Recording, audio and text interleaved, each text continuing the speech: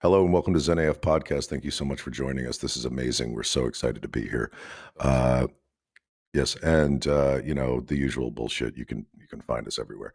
Hi, Wayne. Yo, what's up, man? Not much. Just just spackling and looking at It's you. not called spackle anymore. What's it called now? I think it's just called drywall repair. Spackle is something else. Spackle sounds. In fact, I would rather you say I'm spackling when you're talking Instead of about roping. rope. I knew you were going to go there because I have spackled many furniture piece, sock Puppets. puppets, sock puppets.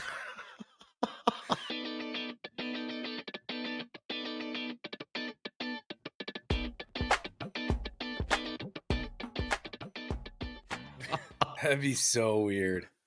Why Yeah. do you have a sock puppet in your nightstand? Well, that's Stanley, and Stanley is used Literally used. help aid me in my Quick release. Yeah. Listen, there's some stuff going on in the world. Let me tell you what. No. Oh, This world? yeah. Yeah. Planet Earth? Oh, Shit. I am so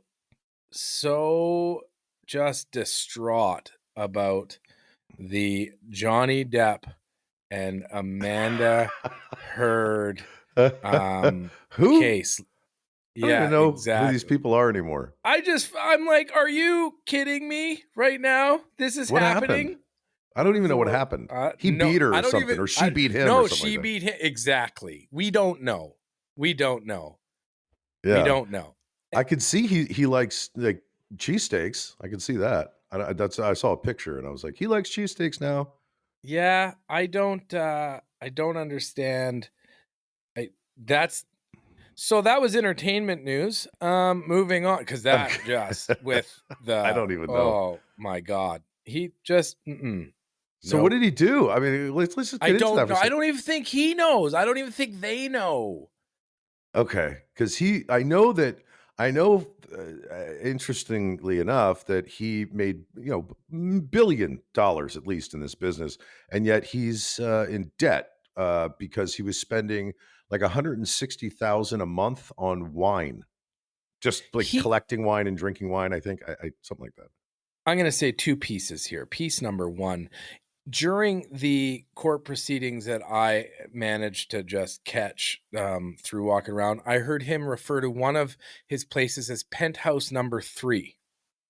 Yeah, he's got properties everywhere, man.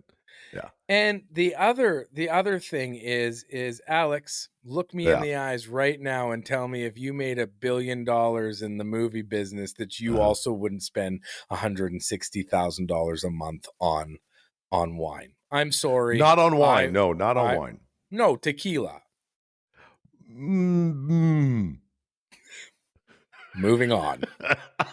So how's speaking of properties and all that good jazz, how is the search and the prep of the sale going? Okay, so we are just starting to slowly get our current home in Los Angeles ready for sale. And you don't know how much you have to do until it's thrust upon you that, hey, in order to sell this place for what you want to sell it for, there's some things you have to do, like drywall replacement spackle, painting rooms back to a neutral tone, which is usually like an eggshell white, something like that.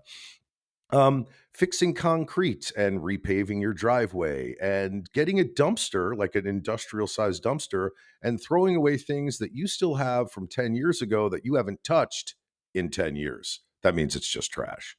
Just stuff like that. Meanwhile, on the flip side, looking for a place, we have found quite a few doozers out there that we're very, very, so the whole thing is my wife and I, we want a view. That's what we want. I mean, we're in LA, there's mountains everywhere. Let's get a fucking view. So, and there is stuff out there that is in our price range that are just, I mean, breathtaking. Like you walk out the back sliding, the whole wall slides open. It's all like a glass wall that just slides open, and you're on a deck that's literally looking at the entirety of Los Angeles and the valley. So we're looking, and we found some really great places, but the buying a home is contingent on the sale of this one. So we're kind of doing two things at once. We're getting this one ready while we're looking for a place, and blah blah blah blah. So that's it. Yeah. I Yeah. know in Canada right now, because of the real estate market, people don't even have to put a coat of paint on the walls, and they're selling for 4 or 500 over asking. Over And I'm asking. sure it's a lot like that Yeah. there. Same But thing. and it kind of makes you think, like, do I do the work?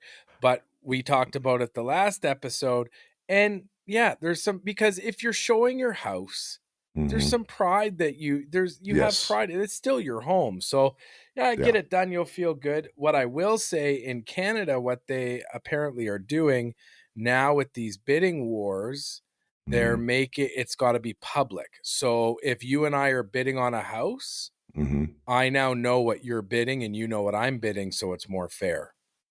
So Yeah. blind, yeah. Yeah, so here's something interesting. So I think that's how it is out here, but I will say this.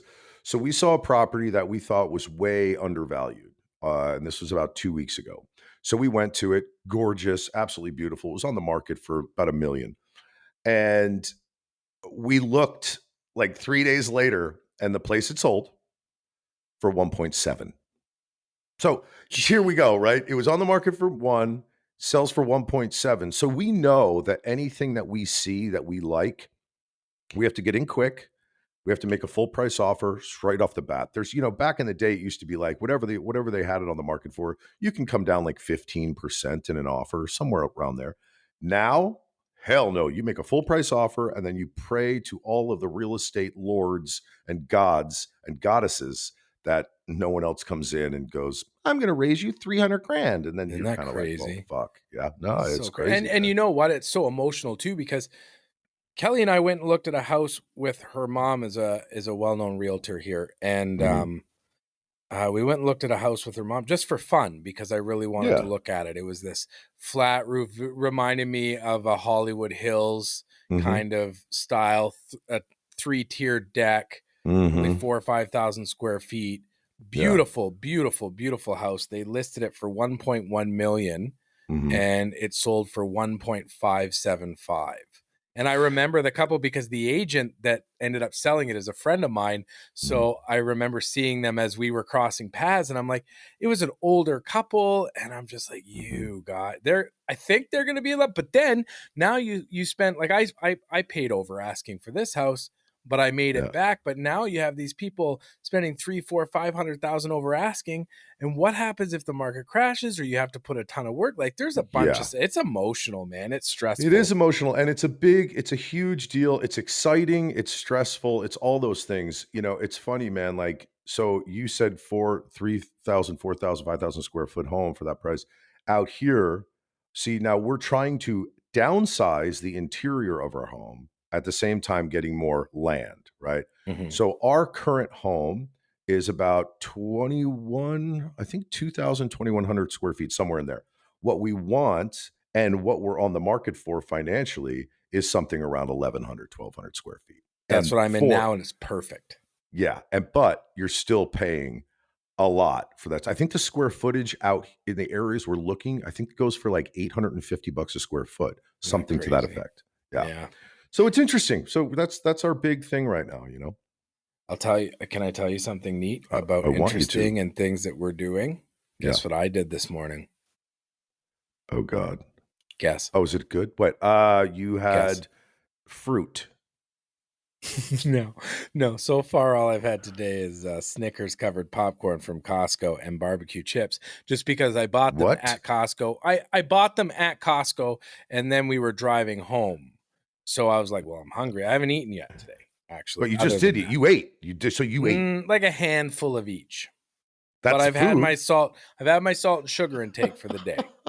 Um, In fact, I'm actually kind of excited. Do you know why I was a little bit late to record our podcast? Because so Alex and I have to. There's 3 hours difference between us. Yes. So, it was more so when you were getting ready for the play and you were having 7, 8, 9 hour days. Mhm. We were just trying to find an hour to get in and record. Now we Yeah, have like it's a little bit more liberal and we wait till the end of the week.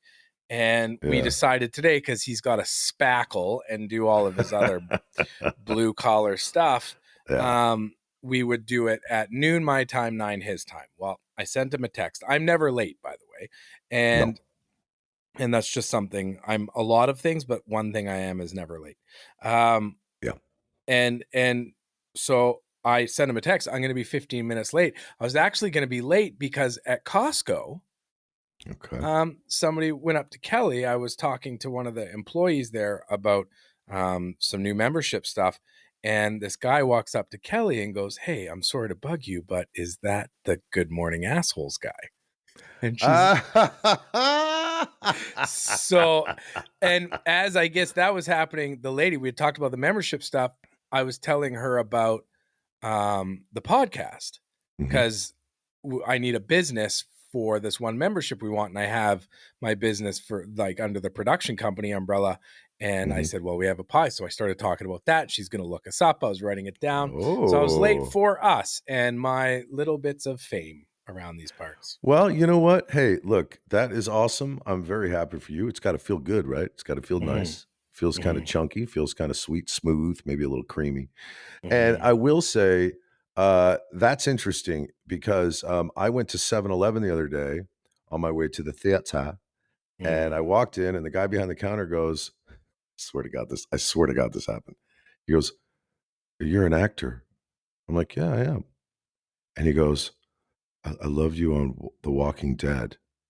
I go, "I wasn't on The Walking Dead." I said, "I guest starred on Fear the Walking Dead." He goes, "Oh, you're Negan." Yeah, I And was going to say. I go, "Holy fuck, dude." I said, "First of all, I'm way fucking taller and way better looking than that fucking dude."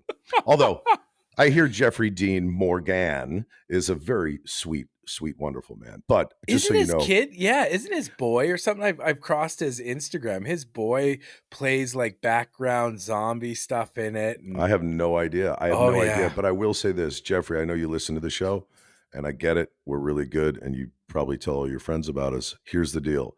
I'm taller than you, I'm better looking than you, and I think I'm a little more talented than you. So let's keep he, that there. Let's he float that. You know what I I mean? saw he made an Instagram post not too long ago. I guess he walked into a like a chicken place, like a Okay. Chick-fil-A Okay. type place, and they're like, "Oh, Alex, we haven't seen you in here for a couple of days. Do you want your usual bucket of Tequila chicken? 60?" Yeah, dunked in Casamigos tequila. No, but it's funny, man, because there are moments where you're like, okay, this person's looking at me. This happens to me. This person's Yeah. looking at me, and I think they recognize me. Now, one time out of 100, they will for me, for who I am, for what I've done. But 99% of the time, it's I'm not the person they think I am, which is fucking hilarious. It's funny It's because hilarious. I never thought that I would have an experience in my life where people would come up to me and thank me or want to take a picture. Like I've never thought, and I Yeah, know it's on a different level because it's a social media thing, but it it's kind of at first when people would do it, we were at an amusement park last summer and from yeah. across the park, this guy's like, "Hey, asshole!" And I kind of looked, and he goes, "You're the good," and I get all, weird, and I was like, "No, I'm not," but I was a joke, and they got weird. But now I'm kind of just like, "Yeah, thank you for your support and stuff like that." But Dude, it's dude.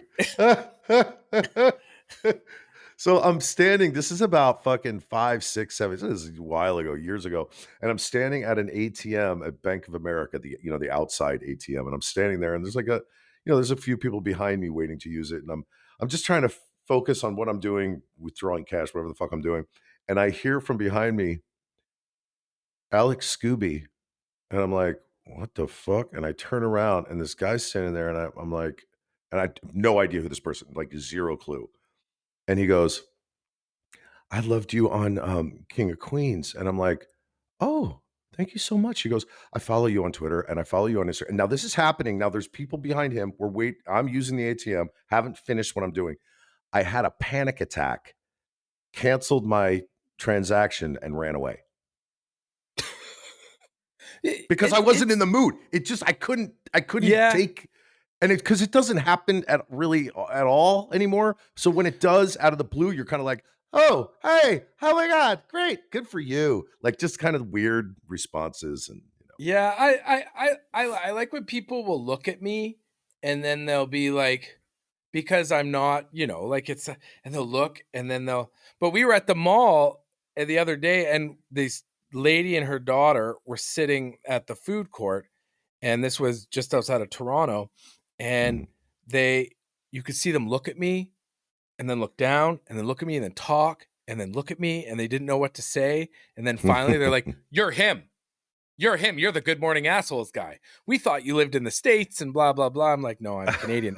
Off that, it's funny that you Yeah. talked about you in King of Queens, and I shit you not, I wrote this down today. What does it say? When you were on King of Queens, Mhm. did you actually do like lawyer things, or was there ever any scenes where you had to be a lawyer, or was it just in the office or out on, like excursions with Carrie or The in your only apartment? Okay, so that's actually a good question. The only episode, I think there was 2 episodes I did where I had to be a lawyer-ish, which was when we had Kevin James, his character Doug, come in to testify about UPS and driving, and we did this scene where I'm in my office and I have like a paralegal with me or whatever, and then he's on the other side of the desk and Carrie's next to him, and I'm talking to him about what he needs to say in court and all this stuff. That was one of them, and then there was another one with Bryan Cranston. He did an episode that I worked on where uh, they played Carrie and Doug's neighbors called the Oh, I Saxkies or remember something like this. that, Yeah, the and Satskis. Yeah, they had a they were a weird pool. couple. Yeah, and their pool was, like, raised above Carrie and Doug's fence, and they were, I like, wanted to remember. sue them to get so and then Carrie came in for legal advice, and that's when I told her that I like my bananas sliced real thin. So that was kind of the gist of that fucking episode. But, Because yeah, so you've played a bunch of, like, you played a firefighter in ER. I did, yeah. Yeah, Yeah, like Renato yeah, was my name. you've done a lot of Had to cool. intubate someone. I played a, medevac. So I was a firefighter, but the helicopter in the helicopters, which I'd swoop in and grab someone and rush them to the emergency room. Yeah, that was interesting. That was one of my first, like, big gigs, like, a recurring. I was like, "Fuck me." That's And I was cool, in a man. helicopter. Dude, I was actually in a helicopter with an actor named Michael Rappaport, I who know was Mike yeah. Rappaport. So he was guest starring, so was I, and I had to we they fucking had us on the top of a skyscraper in downtown Chicago in a helicopter, and I had to be in the helicopter. Now, I hate flying. It would go up about 10 feet. Now we're on top of a skyscraper, and then when the director yelled action, I think Anthony Edwards actually directed my first episode of ER. It would come down 10 feet. Now we're in the helicopter. Blades are going and the camera pushes in, and I'm like, his blood pressure's 110 over 50. I had to intubate on the scene, blah, blah, blah, all this stuff.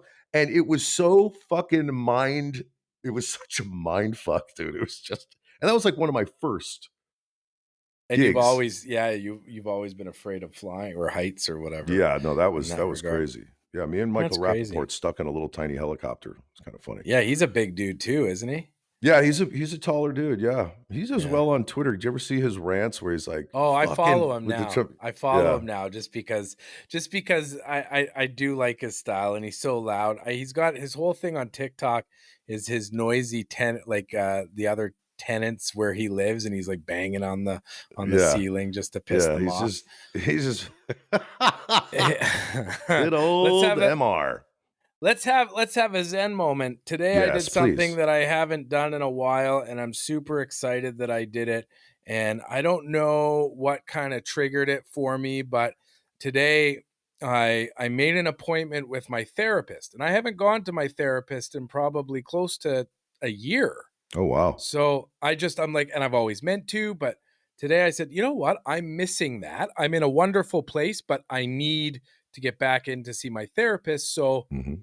we can keep working because you start to do you find it where, when you're in a really good place, and I think you and I have a lot of similarities when it comes to our mental health, Mhm. where our ups and downs are less and less, but when you're up, we're up. When we're down, we're Mhm. decently down. Do Mhm. you find it now when you can start seeing yourself starting to slip, and you almost know what you need, like when you meditated a couple weeks ago, like you knew Mhm. you needed that, right? Yeah, I totally you could feel it, and but, here's the wild thing that I've been, learning about myself, and now I'm almost 50, and I'm just now learning this, is that when I do get into those slumps, those mental exhaustion slumps where I'm down on myself, I'm down on life, I'm down on everything, uh, I know now that it will pass. So when I was younger, right, I would get into those slumps and think, this is it. This is the end. I might as well just fucking hang myself. Fuck this. Life sucks. And then eventually it would pass. But now that I'm older, I realize that it will pass. And it does. It Hmm. usually does within a couple days, max a couple days. Like I'm not one to stay long in a depression. They can be deep, but I know that within 48 hours, maybe, a little, maybe 72 hours, I'll be out of it and it'll be like it never happened, But Hmm. yes, I do know I know exactly what you're saying. Yeah. Because for me, what was had is sort of like that, but now I'm able to be in this positive place and still know that it's coming. And that this is the first time that's ever Oh, happened to me. Like, I'm in a really good place right now. yeah. However, I Uh-huh. feel like soon I'm going to start to slip. And Uh-huh. it's not so much that I'm planning it. I think because I've learned that, my awareness is very important to keep my soul thriving. I'm Yeah. I'm starting to learn and realize, or starting to learn when it's coming on. And it's a fucking cool feeling. And I had it this morning. I dropped my daughter off at school and I'm in a Mhm. really happy place. And I'm like, but I've had a couple nights now where my brain's starting to overthink stuff. It's Mhm. time that I make an appointment with my therapist. I'm just super proud That's of that. great, man. That's fucking Yeah. great though that you're recognizing that. It's funny. It's like, it kind of that conversation brings us back to, putting stuff out there in the universe and all that stuff. Now, again, I don't, yes, I believe that. No, I don't believe it. I'm like 50-50 on a lot of shit, especially when it comes to that kind of like energy and vibe. Now, I do believe in energy and I do believe in positive and negative energy. I totally do 100%.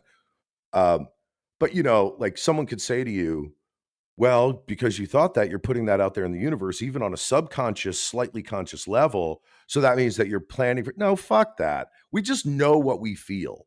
We Yeah. feel what we feel, right? Well, Here's nobody something knows. interesting. Go ahead. Go ahead. Go ahead. No, I was just going to say something that kind of is along these same lines. I sent you that video with Anthony Hopkins, Sir Anthony Hopkins, who I think is just a brilliant, phenomenal person. I would love to have met him or meet him one day. I don't know Mhm. if the time is there, but His phone number, by the way, is he's openly has his cell number on his TikTok. no, he fucking does not. Yes, he does, Why the hell would he? Okay, because he's Anthony fucking Hopkins, that's and still fucking people. insane. Mhm. But anyway, so I sent you that video, and he says, and he's very passionate about this. He says, believe in what you're doing. Even if you don't believe it, if you want it, believe in it. So everything that you're doing, believe in yourself and believe in what you're doing. The best part about what he says is even if you don't believe it or believe in yourself for that moment, believe it anyway.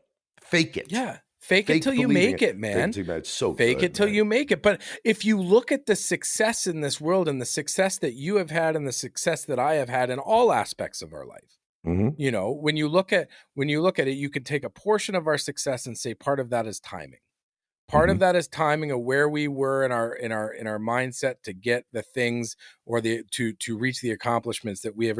How the one thing about that though is those things that we have done in our lives, it's not like we woke up on a Monday and said I'm going to do this, and we faked it till we made it for a couple weeks or a couple years. Yeah. We have been wanting to do this probably since we were 3, 4, 5 years old. I've always Yeah. wanted to entertain people. I always wanted to be a firefighter, so I faked it, and Yeah. I think that the energy kind of way, I forget how you say it. Like, instead of saying fake it till you make it, just manifest the fuck out of it, man. It's Just all yeah, manifestation. yes, I agree, man. Look, and we do this without even realize we're doing it, Mhm. positive or negative, quite Mhm. possibly. I mean, there are things in my life that I had thought about for say a month, 2 months, 6 months, 2 years, 5 years, and then all of a sudden just kind of let it go with, unconsciously just let it go. Just stop. And then the next thing I know, that thing, whatever it is, good or bad, is in my life. For real, it's there, Mhm. right? So there is something to that. There is something to Oh, that. when you look at what we're doing on here and Mhm. how you said the other day, you called me, I think it was yesterday or the day before, we were chatting about, you're like, well, I didn't really want to say anything to you because, I got all excited, but there was a time where we fell off the comedy charts in the US, and Mhm. we fell off the comedy charts again. You were like, that's, you were getting like Yeah. you do. And then all of a sudden it shows up and you're like, oh my God, we're there. We made it. Yeah. And that's how all I get the same way with my growth on social media for Yeah. months and months.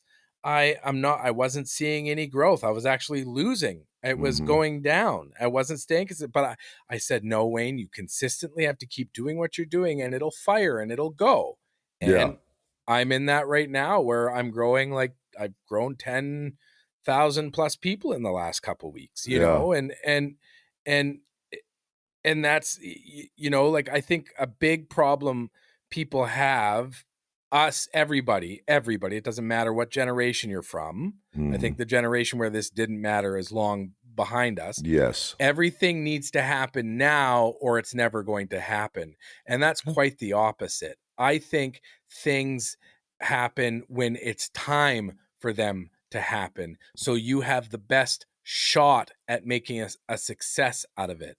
And Yeah. if it happens for a brief moment and it goes away, that does not mean it's gone. That just means that it's not time yet. And I'm learning that mostly. Here we go, everybody. Alex is going to get a big head. I learned a lot of that from you.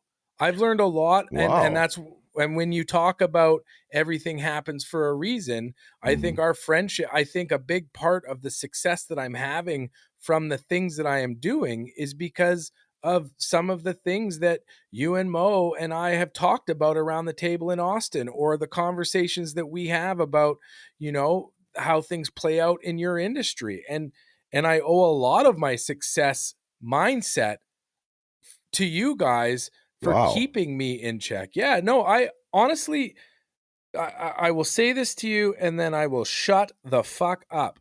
You are, and I consider you now, Uh-huh. after I ranked a bunch of thousands of people, you are my best friend. You are my best fucking friend. I just, here's something funny. You just saying that, I'm visualizing you literally, the Wayne I know, sitting there and ranking people on a piece of Yeah. paper. I love it so much. Look, Wayne, I love you. You've become my best friend. And here's something interesting. Most of the time when I talk, I feel like it just drops to the floor. Now, I like saying it. I'll never stop saying shit out of my mouth gullet. But a lot of the times you say it and then you're just kind of like, oh, it just hit the fucking ground. You know what I mean? But wow, I feel I'm actually blushing a little bit.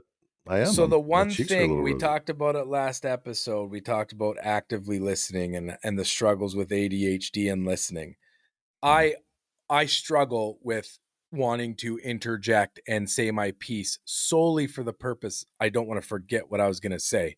But the Mhm. one thing about me, that I am super proud of, is that I remember everything people have said people say to me, because to me, nothing anybody says just hits the ground. It's not regurgitated bullshit. Now, mind you, 90% of the shit we say is, but no, you guys have you have said a lot of things that resonate with me, man. You Oh really man, have. that Yeah. feels good, Yeah. man. Thank you for Yeah. saying that. You know, it's wild. It's like so uh we're just, look, we grab onto what we like and what we think may work for us, and hopefully it does. And we let go of the stuff that we don't. That, I mean, it's always the same thing. It goes back to, like, when I was younger, it was like people would give me advice. And sometimes I'd follow their advice, be it if it wasn't right for me. But you learn over the years to initially just hear not I'm not even talking about advice. The word advice is just so, I don't know, fucking like I'm looking at you like, I need advice, please help me. Like, we don't need that. We need to No. hear what each other are saying, right? And take what we think can work for us and leave the stuff that we think won't. And that's how we grow, right? I mean, that's how we keep our hearts open and our minds open, and that's how we grow, I And I think. think when you're in I think when somebody's in a negative mindset, um, hearing things, hearing truths is a lot harder, and they get defensive, and that's where falling out thing, or when people fall out, happens. Mhm. But most of the time, people aren't saying shit to you to piss you off. They're saying shit to you because you need to hear it. You need, sometimes the truth doesn't hurt. It helps, man. Like, but yeah. Of course. Hey, look, Hmm. man, like, look, if you don't come at it from a malicious place and an accusing place. So once you start accusing someone, and I don't care who it is, once you start accusing someone of something, it's immediate defensiveness from them, right? And I get it. I'm the same way. It's like, but if there is an open line of communication between two people, be it your spouse, your girlfriend, your children, your parents, your friends, whatever, then it's easier if it's spoken softly with a kind heart for the other person to take it in and maybe say, yeah, maybe, this person's right. Or, I get what you're saying, but I'm going to try this thing for a minute. Yes, I mean, but it's the tone. Some people have no bedside manners. Some people have Hmm. zero bedside manners.